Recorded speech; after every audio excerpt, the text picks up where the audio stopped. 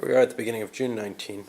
Not much interesting happened on the board, mainly because there was a heavy runoff and melting, so we had mud weather north of the weather line, which is pretty much everywhere where anything was happening.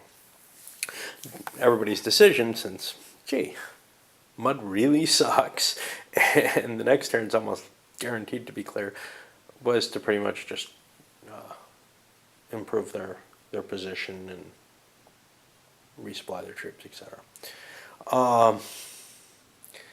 We did have some interesting events at the beginning of the turn. Let me hit those very quickly. First, the Allies withdrew from their northern positions, which means they're out of Riga. Ooh, that did a lot. But they're also no longer guarding the route to Murmansk and Archangel, which gives Miller all the more incentive to get out of there.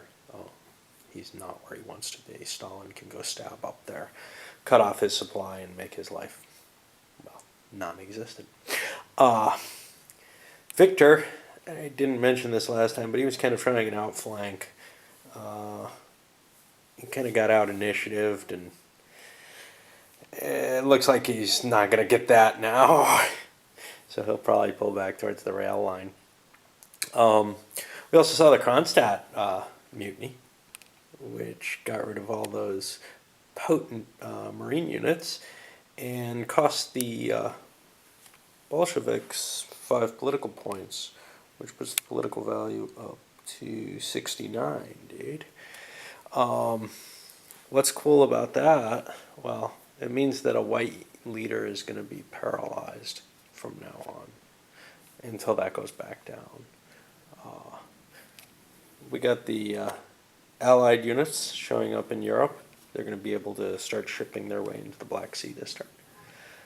One of them is kind of cute. One of them's a Polish unit.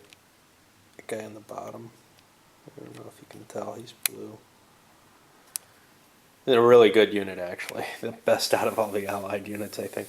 The peace is signed. Romanians pulled back. Got the Ukrainians having trouble here. The Bolsheviks had to play the Makov chit to steal the initiative back, or to steal his services back from the Allies. But then they didn't do anything with him. They just kind of lined him up and tried to get supplies. But we're definitely seeing some movement where it's looking like Kiev might be abandoned. Before, that didn't look possible. Looked like they were going to die with it. Got a little bit of a breakthrough here. Who's this? Chernikov, something like that.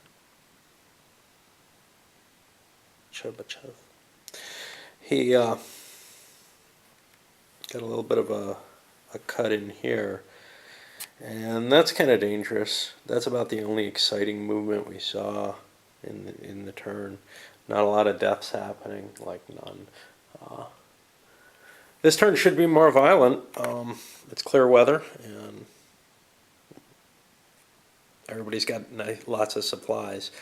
I feel like I'm being way too cautious with the whites, but I cannot play a different way. It's just not in my nature to make bold moves that will cost me greatly later.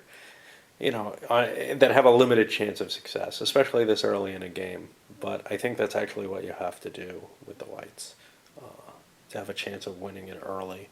And then the chance of winning later is pretty much nothing. But it's still a fun game to keep playing. Here we are at the beginning of July 19. Points have stayed pretty stable. We're at 69 still. Went down, went up, whatever. Overall, the position hasn't changed a lot. The good weather allowed the whites to push a little bit in and to kind of consolidate that breakthrough they had. But the reds counterattacked and got themselves a better line. And that's basically what's happening everywhere, is wherever there's a minor breakthrough, the reds are going to have been counterattack.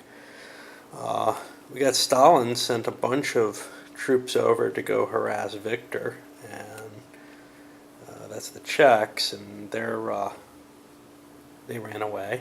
They don't want to fight that. So it's a pretty solid line along this East Front. I guess that's the East Front. And it's really hard. I mean, I know I said it's easy to attack in this game. There's advantages to the attacker. There certainly are. But you still don't want to go at 1-to-1 usually.